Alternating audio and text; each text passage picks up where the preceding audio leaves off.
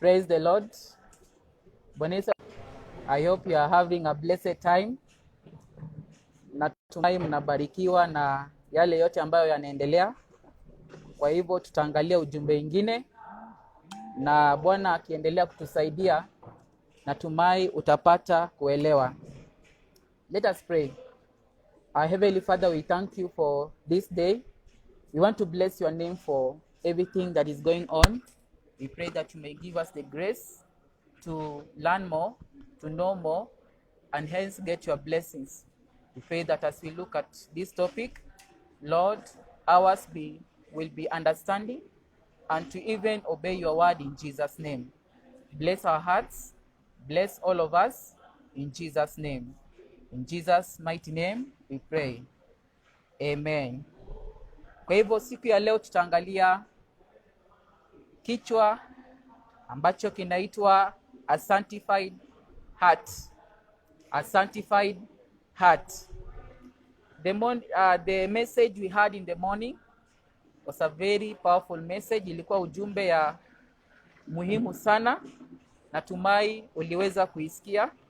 And what we learned is that through the sacrifice of our Lord Jesus, through his suffering, kupitia mateseko yake, kupitia msalaba wa Kalvari, tumepata mambo mengi. Tumepata wokovu, na siku ya leo tutaangalia utakaso, a sanctified heart. Now, we find that when Adam and Eve disobeyed God in the Garden of Eden, man, you and me, lost the image of God. Hiyo tabia ya Mungu ama hiyo maisha ya Mungu iliweza kuondoka katika maisha yetu. But God's desire is to restore all men, you and me, back to its very nature.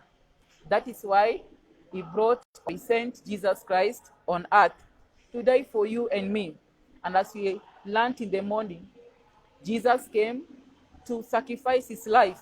Alikuja kuteseka msalabani, alikuja kukufa msalabani, na kazikwa na kafufuka, so that he may restore us, ili aweze kuturejesha mahali binadamu alianguka, mahali binadamu alitoka kama ameanguka. So we are going to look at a sanctified heart. God's desire is that all his children regain the lost image, the lost nature of God. Sanctification or a sanctified heart means pleasing the Lord every day. You purposefully please the Lord every day in your actions, in your behavior, in your conduct, how you speak, your thoughts, your motives. It is deliberately pleasing the Lord every day and anywhere you may find yourself. So it is a heart made totally free from sin. Ni moyo ambayo umetakaswa. Ni moyo ambayo umeoshwa na damu ya Yesu, na kila hali ya dhambi ama tabia ya dhambi yameondolewa. So we receive the holy nature of God when our hearts are sanctified. Nilikwambia kwamba man lost the glory and the nature of God. Alipoteza hiyo maisha ya Mungu. Alipoteza hiyo tabia ya Mungu wakati aliweza kukula ile matunda, that is Adam and Eve. But God is interested. Mungu anataka wewe urejee katika hiyo hali ya maisha, which is sanctification. So we receive the holy nature of God. God is a holy God. God is a holy God. The nature of God is holiness, is a righteous God.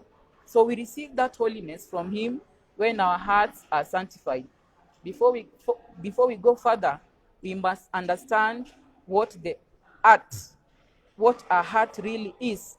Your heart is like a factory from which the actions of your lives are produced. Biblia inasema you should keep your heart with all diligence, for out of it are the issues of life. Before you ever do anything, or before you do anything, it comes from within. Before you engage or you participate in any activity or in any particular activity, it originates from your heart. And so the heart is like a factory where our activities are produced. It is the fountain of life. It is the fountain of one's activities. So it is only when the heart is sanctified that it can produce the fruit of the Holy Spirit. Praise the Lord, children. And so today we are looking at a sanctified heart. Remember, when man fell from that place the Lord had kept him, when man ate the forbidden fruit, when man disobeyed God in that garden, the glory of God, the nature of God went out from him. But God wants to restore us. Before we, Jesus, while here on earth, prayed for sanctification of our hearts. And therefore, a sanctified heart makes his friend love God. If your heart is sanctified, you as a friend of God, you will love God above anything on this earth, and you will make heaven at last. That is why you should have a sanctified heart.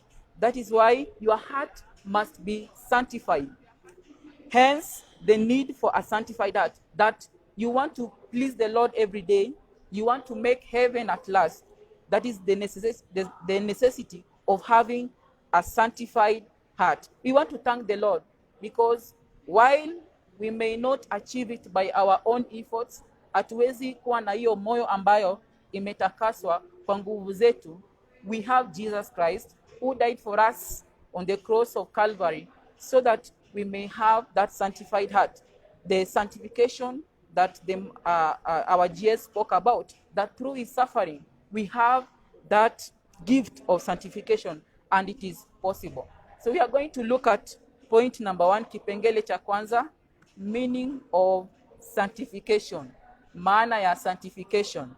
Now, number 1, sanctification means to be holy, to be pure, to be clean, and free from sin. It could also mean to be cleansed from moral corruption and pollution, being free from the power of sin. Being free from the power of sin. Therefore, sanctification, in summary, means that you are pleasing the Lord every day. In word, whatever comes out of your mouth, in action, in your motive, in your conduct. It is all about being, unajua kwamba, unakumbuka ya kwamba that I have a God that I serve, and therefore I must please him all the time and every day.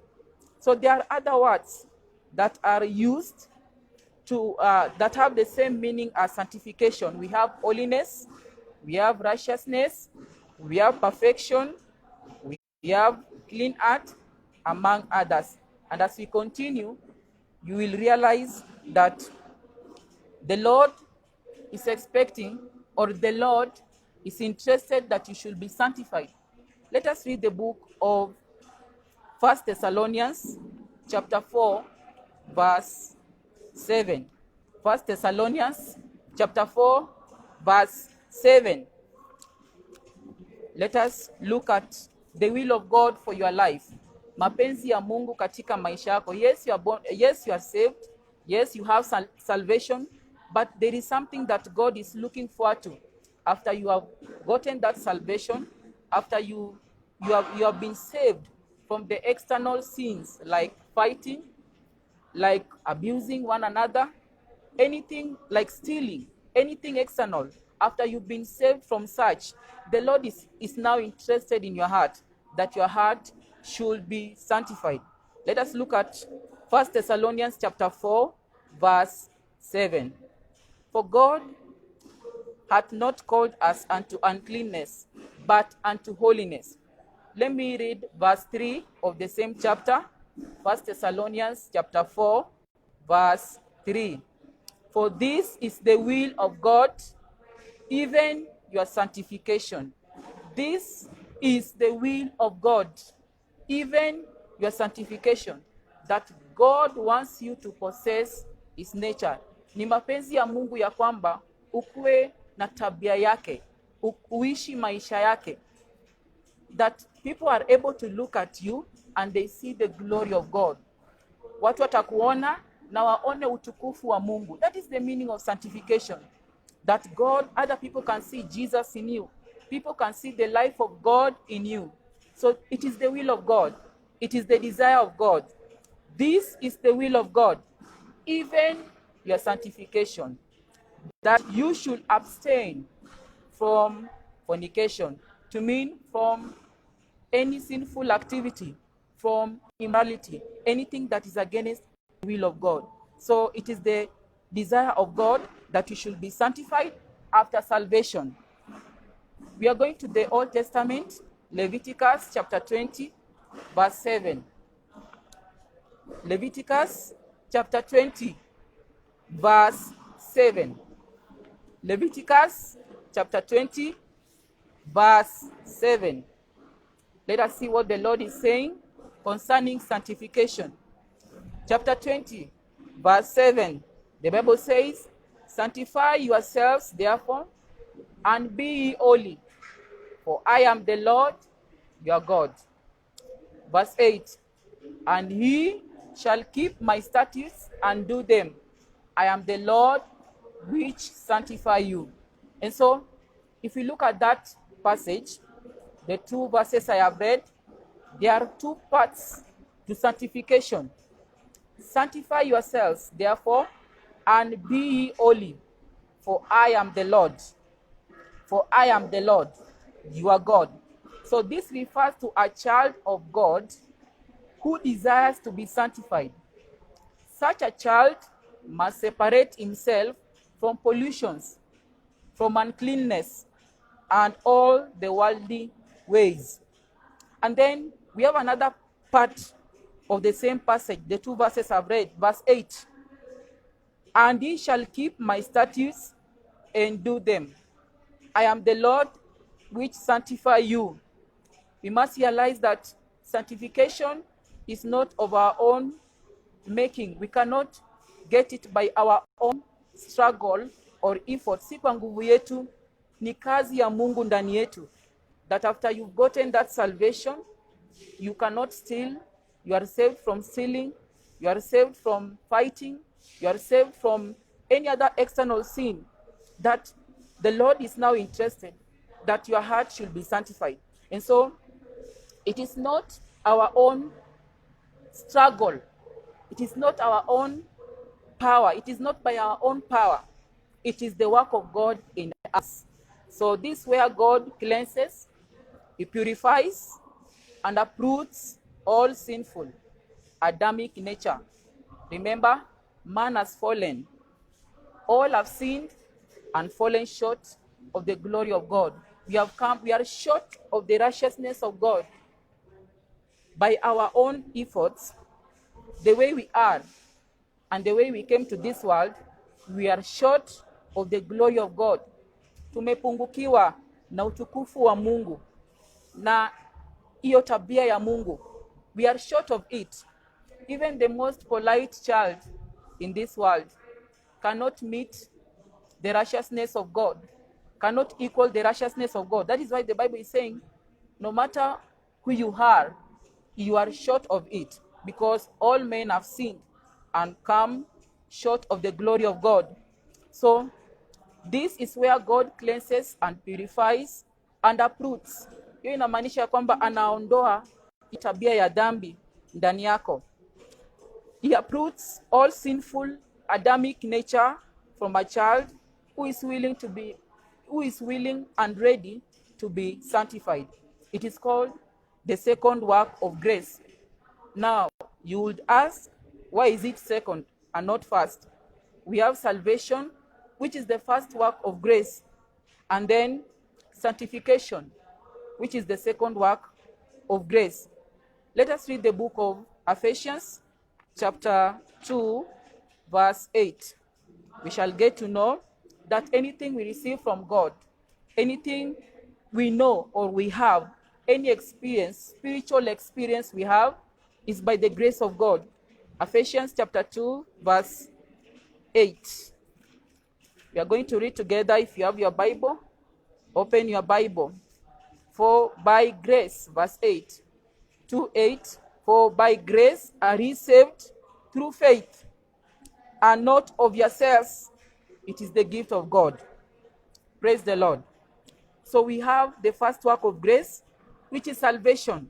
We are saved from external sins like stealing, fighting, or any other sin you may know. That is the first work of grace. After that, God looks forward to that you should have a sanctified heart. God now deals with your inner man. Mungu anafanya kazi ndani yako. Unajua, unaweza kuwa unachukia mtu ama unaweza kuwa unanichukia, but God knows, but man does not know it. God sees it, man may not see it. So God wants to deal with your inner man, your soul, your heart. That is the reason for sanctification. The sins that are inward, like jealousy, like hatred, malice, God wants to deal with such sins through what we call sanctification. I pray that the Lord will help you to understand, and that this will be an experience in your life, ya kwamba utakuwa na roho ama moyo ambayo imetakaswa. It is called the work of grace because you can only receive it after you have become a friend of Jesus through repentance from your sins. It makes us holy and fit to do God's work and live with him forever in heaven. So sanctification qualifies us.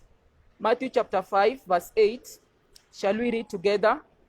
Matthew chapter 5 verse 8. Let us see what the Lord is saying concerning sanctification. You may call it purity of heart. Matthew chapter 5 verse 8. The Bible says, "Blessed are the pure in heart, for they shall see God." Blessed are the pure in heart, for they shall see God. Let us read the book of Psalms, Psalm 24. In the Old Testament, Psalm 24. What is the Lord saying concerning this? The Bible is saying, verse 3, "Who shall ascend into the hill of the Lord?" When the Bible speaks of the hill, that is heaven. Who shall ascend into heaven? Or who shall stand in the holy place, that is heaven? He that hath clean hands, clean hands, clean hands. That is salvation. Salvation has dealt with that. And so the Bible refers to it as clean hands. Biblia inasema mikono ambayo ijahusishwa katika kufanya dhambi ama katika kujihusisha na dhambi. Clean hands and a pure heart. The two, clean hands and a pure heart. So your heart is your inner man. Moyo wako. The Lord is interested in that. And so purity of heart, or sanctification in short, means that when we have such an experience, we are qualified to enter heaven. Who shall ascend? Who shall ascend into the hill of the Lord? That is heaven. Or who shall stand in his holy place? Who shall stand in his holy place? The Bible says, "He that hath clean hands and a pure heart, who hath not lifted his soul unto vanity, nor sworn deceitfully." Mungu atatusaidia katika jina la Yesu. We are going to look at our point number 2, kipengele cha pili, marks of a sanctified heart and life. Marks, M-A-R-K-S, of a sanctified heart and life. Katika hiki kipengele tutakuwa tunaangalia mambo ambayo yatadhihirisha kwamba mtu ametakaswa. Umetakaswa, moyo wako umetakaswa, moyo wako umesafishwa na damu ya Yesu. That is what we call sanctification. Nini itaonyesha, nini itadhihirisha, ama mtu anaweza gundua vipi kwamba huyu ametakaswa na kwamba anaishi maisha ambayo inampendeza Mungu. So we have salvation and sanctification. Salvation is the first work of grace. Yes, you cannot steal, you cannot fight, you cannot engage into sinful activities. That is what men can see. How about your inner man? Unaweza kuwa uibi lakini uko na wivu ndani. Unaweza kuwa ufanyi mambo yale mengine lakini uko na uchungu wa moyo. That is what the Lord wants to deal with. And so we are going to look at marks. Zile dhibitisho ambazo Mungu ataangalia ama mtu yoyote ataangalia na sema ya kwamba moyo wako umetakaswa. So at salvation you are saved from external sins, zile ambazo zinaweza dhihirika na binadamu. At salvation all outward sins are gone, forgiven and cleansed. Guilt and condemnation are removed. Pardon, joy and peace are received. Vile uliokoka, uliachana na kuiba, uliachana na kupigana, uliacha matusi, uliacha mambo mengine. Now we have another experience. I will emphasize on this. Sanctification. Sanctification, not just the outward sin, but all the inward sins are cleansed. At sanctification, which is the second work of grace. The body of sin, the root, the nature, the whole tree of sin is destroyed. The power of sin, the tendency, hiyo tabia ama hiyo tamaa ya kufanya dhambi inaharibiwa ama inaoshwa ama inaondolewa. The power of sin is broken and cancelled. By their fruits you shall know them. That is why we are going to look at marks, M-A-R-K-S, of a sanctified heart and life. Tutaweza kumgundua vipi yule ambaye ametakaswa moyo? Number one, we are going to look at this word sanctified, which is S-A-N-C-T-I-F-I-E-D.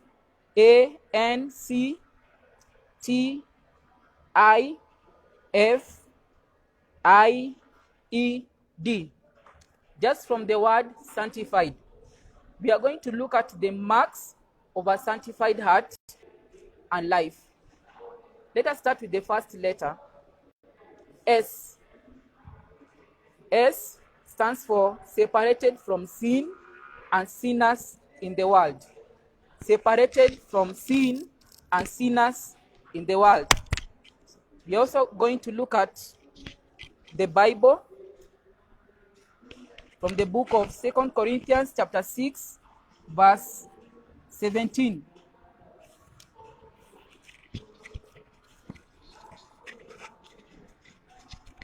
Second Corinthians chapter 6, verse 17. The Bible says, "Wherefore come out from among them, and be ye separate, says the Lord, and touch not the unclean thing, and I will receive you." This is the command of the Lord to you and me. And if you claim to be sanctified, kama unasema umetakaswa, or you have a sanctified heart, you must be separated from sin and sinners in the world. Come out from among them, and be separate, says the Lord, and touch not the unclean thing, and I will receive you. So this is the command of the Lord. And that is one thing that will show that your heart and life is sanctified. The next letter is A, abiding in Christ. You abide in Christ through sincere devotion. Let us look at the gospel according to John chapter 15, verse 4 and 5. John chapter 15, verse 4 and 5. The Bible says, "Abide in me, and I in you, as the branch cannot bear fruit of itself, except it abide in the vine, no more can ye, except ye abide in me." Verse 5, "I am the vine, ye are the branches. He that abideth in me, and I in him, the same bringeth forth much fruit, for without me ye cannot do nothing. So Biblia inasema ya kwamba tunafaa kuwa na ushirikiano na Yesu, abiding in him, ndani ya Yesu, through sincere devotion. Devotion helps us to maintain our friendship with Jesus Christ. And so as we continue to pray, read the word of God, we abide in Christ. It makes us fit spiritually. It keeps and maintains our relationship with Christ. The next letter is N, noble in character and in conduct. Noble in character and conduct. C, the next letter, is consecrated unto God or his service and his service. Consecrated unto God and his service. Inamaanisha ya kwamba unajihusisha katika kazi ya Bwana. In the church we have a lot of gaps. Tukuna sehemu mingi ambazo tunahitaji watu waweze kujiingiza ama kufanya kitu kingine, kitu moja ama kingine. So the next letter, which is C, consecrated unto God and his service, inamaanisha ya kwamba you love the work of God, you do it, you perform it, and you make sure that the work of God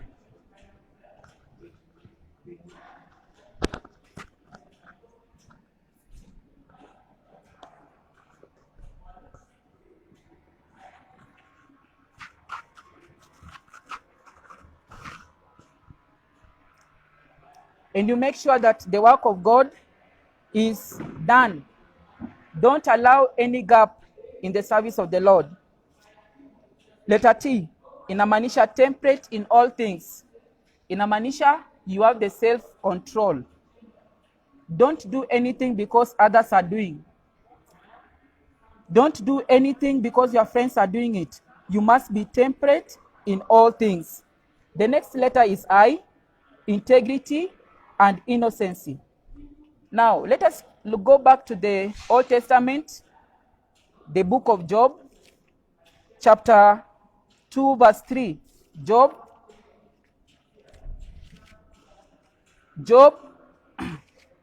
chapter 2, verse 3. We have the testimony of God concerning Job. Wacha tuangalie maisha yake. Na Mungu akasema haya. Verse 3, the Bible says, and the Lord said unto Satan, hast thou considered my servant Job, that there is none like him in the earth, a perfect and an upright man, one that feareth God and escheweth evil, and still he holdeth fast his integrity. Although thou movest me against him to destroy him without cause. Can God have such a testimony concerning your life? Can God have such a testimony concerning your life? So you must live a life of integrity and innocency. Inamaanisha ya kwamba maisha yako ni ya ukweli. Auishi maisha ya uongo. You are not an hypocrite. That God can have such a testimony concerning your life. F, we are in letter F. Remember, the word is sanctified. We are in letter F, faith and faithfulness. Faith and faithfulness.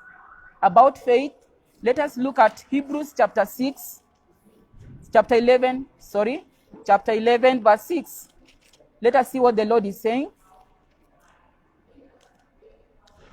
Hebrews chapter 11, verse 6. The Bible is saying, but without faith it is impossible to please him. For he that cometh to God must believe that he is, and that is the rewarder, or is a rewarder of them that diligently seek him. So you must have faith. Your life must show faith. Whenever you meet any challenge, wakati unakumbwa na shida yoyote, it is not good to cry. It is not good to take it to your friends first. You remember that you have a God who has solutions to every problem. You must be faithful to God as well. And then we have I, interceding for all. Colossians chapter 2 verse 3. Colossians chapter 2 verse 3. This was the life of Paul to his followers. He interceded for them always. Interceded for them that God will keep them in the faith. Colossians chapter 2 verse 3. Chapter 2 verse 3 inasema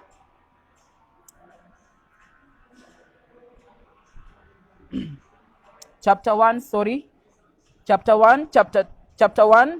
verse 2 and 3, to the saints and faithful brethren in Christ which are at Colossae, grace be unto you and peace from God our Father and the Lord Jesus Christ. We give thanks to God and the Father of our Lord Jesus Christ, praying always for you.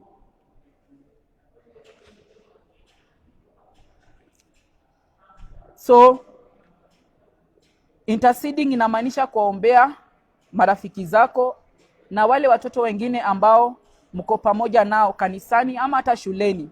You intercede even for your family. And then an excellent spirit and exemplary life. Excellent spirit and exemplary life, that is E. And then D, divine love. You demonstrate the love of God. Because we are of God, we demonstrate the love of God.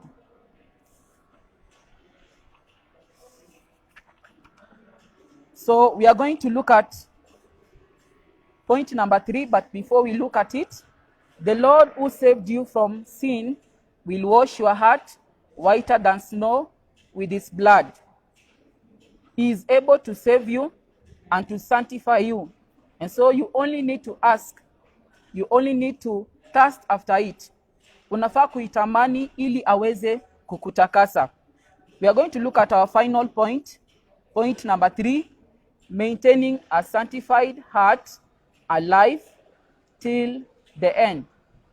Maintaining a sanctified heart alive till the end. But our children, you must know that the Lord is interested in keeping you from falling. That sanctification he gave you is able to keep you from ever drawing back. If you believe in him, if you maintain your partnership with him, ukiweka hiyo urafiki yake na wewe karibu, if you pray, read the word of God, if you abide in Christ, he will keep you and he will maintain your sanctified heart as you give him the chance to do so. We are going to look at Hebrews chapter 12 verse 14. Hebrews chapter 12 verse 14. 12:14, the Bible says, follow peace with all men and holiness, without which no man shall see the Lord. You have peace in your heart because you are sanctified. If you are not sanctified, you cannot have such a heart. So there must be peace in your heart. And then holiness, that is sanctification, without which no man shall see the Lord. So it is something that you must possess. Lazima idhihirike katika maisha yako ili uweze kuwa na hiyo nafasi ya kumwona Bwana hatimaye. Let us read the book of Psalms chapter 42 verse 1. Psalm 42 verse 1. Psalm 42 verse 1. The Bible says, as the heart panteth after the water brooks, so panteth my soul after thee, O God. My soul thirsteth for God, for the living God.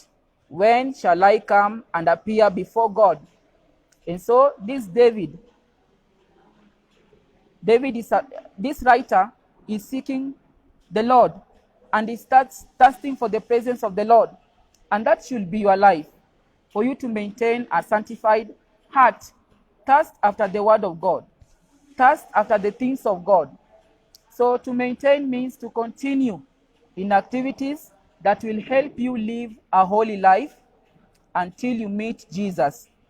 This only is possible as you abide in Jesus. Remember, we read in the book of John chapter 15, and the Lord instructed us that we should abide in him, kwamba unafaa kuwa na urafiki naye, unafaa kuwa na uhusiano naye, so that you can remain sanctified. Now let us look at some of the things you should do so that you can remain sanctified. Let us look at the word abide. Abide. Abide. The first letter is A. The next one is B. After B we have I. After I we have D. And then finally E. Looking at that word, we are going to look at some of the things you must do so that you can maintain a sanctified heart and life till the end, hadi hapo utakapo muona Mungu ama Yesu Kristo binguni. Number 1, we have A.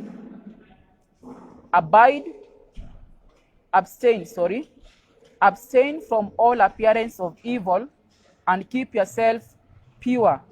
You have a duty to do. Uko na jukumu ya kufanya, ya kwamba unafaa kujiweka kutokana na mambo ambayo ni maovu, and you maintain that purity, that sanctified heart. Separate yourself from sin and sinners in the world. Don't copy what they do. Maintain that experience and the Lord will help you. Tutaangalia 1 Thessalonians chapter 5 verse 22. 1 Thessalonians chapter 5 verse 22. Wacha tuone kile ambacho Biblia inatuambia. 5 verse 22. The Bible says, abstain from all appearance of evil. Abstain from all appearance of evil. Abstain from all appearance of evil. That is the Lord speaking to us. Mungu ananena nasi, anasema tuepukane na yale ambayo ni maovu, yale ambayo si ya Mungu. You keep yourself. That is the first letter from the word abide.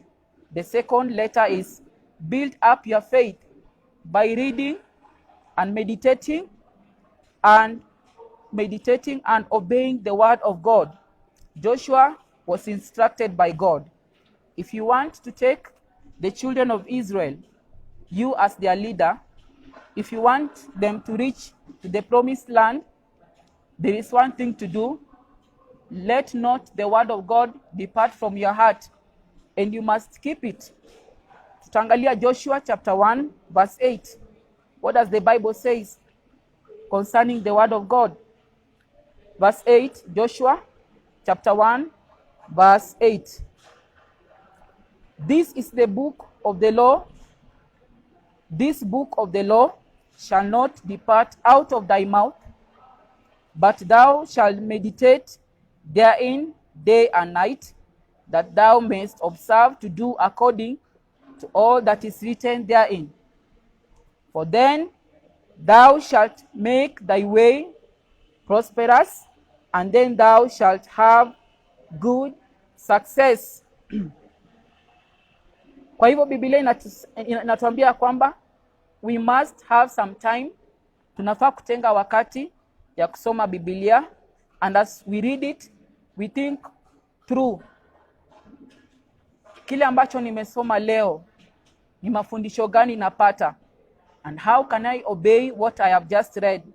So it is one thing to read and another to meditate on it, and you ask for the grace to obey what you have read.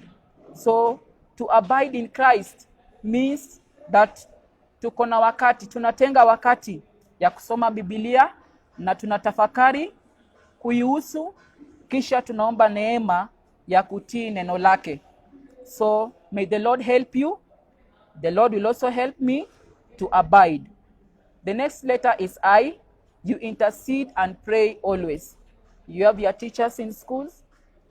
You have your parents at home. You have your siblings at home. So it is good that you intercede for them. Kuintercede inamaanisha kuwaombea. You pray on their behalf. We have our pastors in church. You must pray for them. As you pray for others, don't forget to pray for yourself. Prayer is very necessary. Na Bwana Yesu alituambia ya kwamba tunafaa kuendelea kuomba na tusikome kuomba.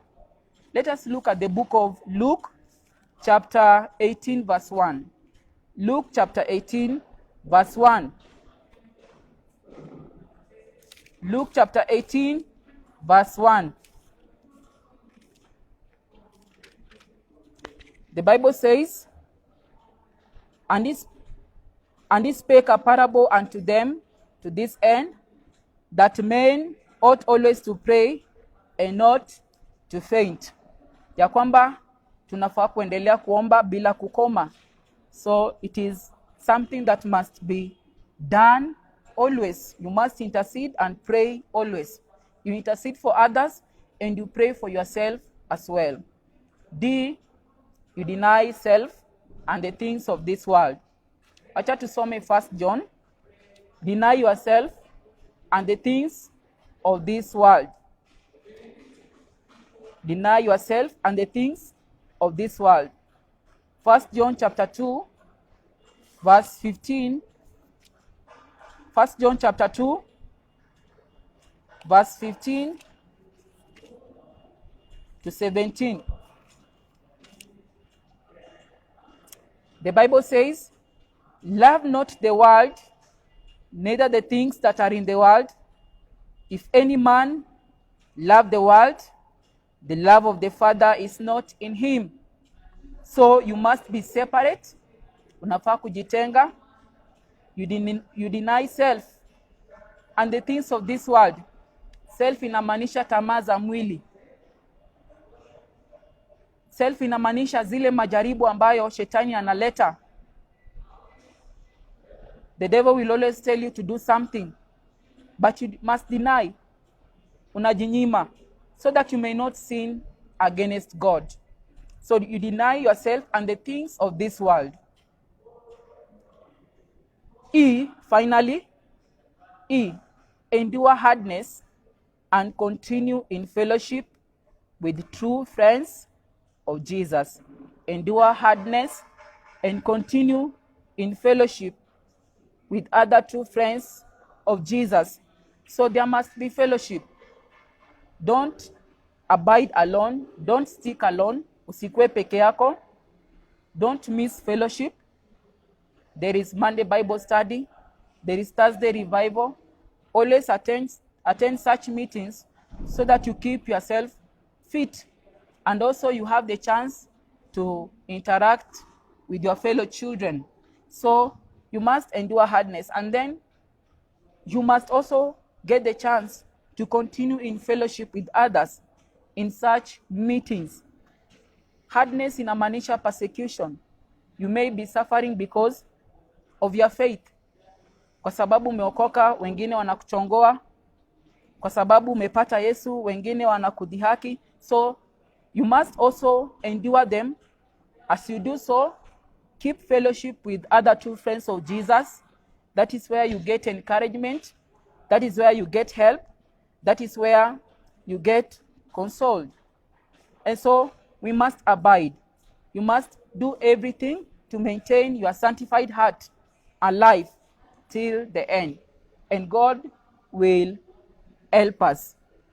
I want to read the book of Jude. It has only one chapter. The book of Jude. Jude, verse 24. Now unto him that is able to keep you from falling, and to present you faultless before the presence of his glory with exceeding joy. Now unto him that is able to keep you from falling and to present you faultless before the presence of his glory with exceeding joy. Inamaanisha ya kwamba he is able and he has all the power to keep you from falling. You have a sanctified heart today. You must rely on the grace of God to keep you from ever going back from where you are now. He's able. He has all the power and the ability to keep us sanctified and to present us sanctified before the Lord. Before the Lord. He's able to keep us sanctified and faultless before the presence of his glory with exceeding joy. Let us also read the book of Hebrews chapter 10, verse 25. The reason as to why you must have that fellowship with others. Hebrews chapter 10, verse 25.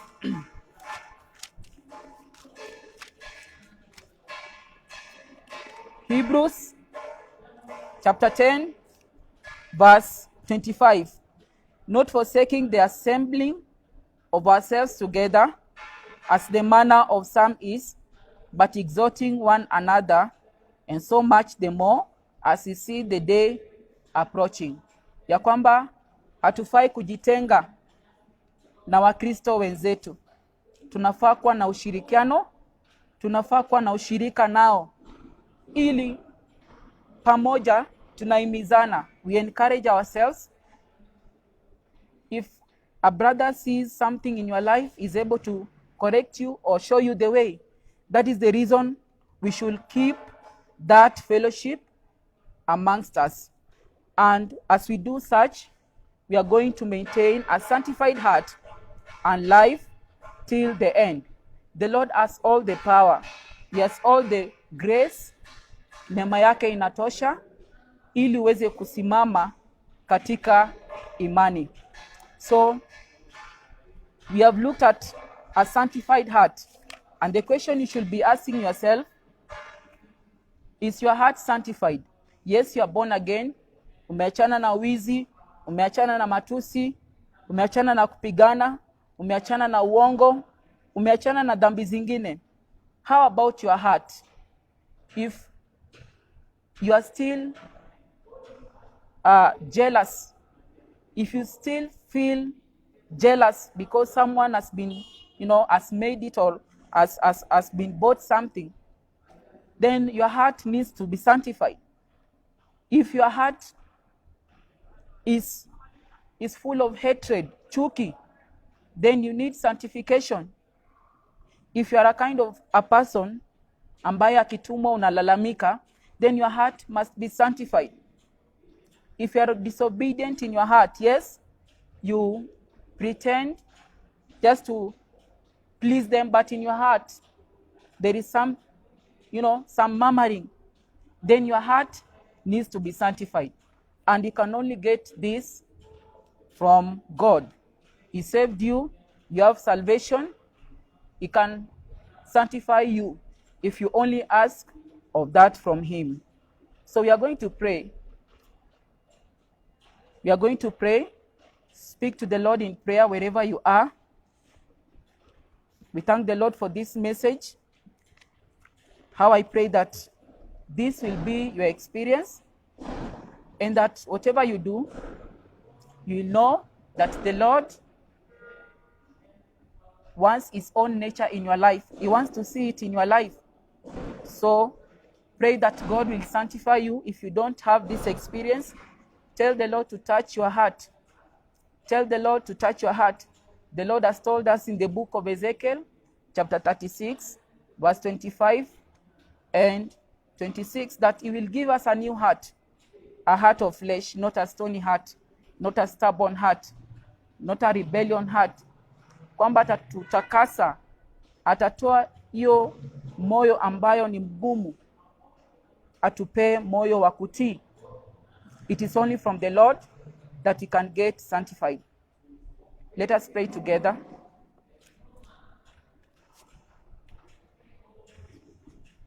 Father, in the mighty name of Jesus, we bless your name.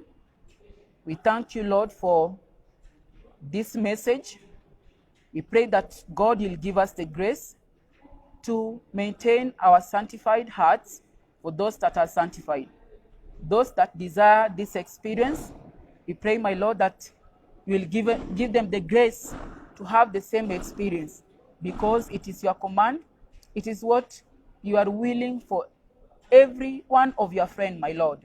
We pray, Jehovah, that those children who are struggling, I pray that they will know that you are the one that sanctifies, and that they will have their own portion of sanctification in Jesus' name. As we continue to maintain our sanctified hearts, we pray that on that day, we shall not miss out. We shall see you as you are, my Lord. Give us the grace to maintain the sanctified heart. We bless your name because you've heard and answered our prayer. In Jesus' mighty name, we pray. Amen. Thank you. May the Lord bless you.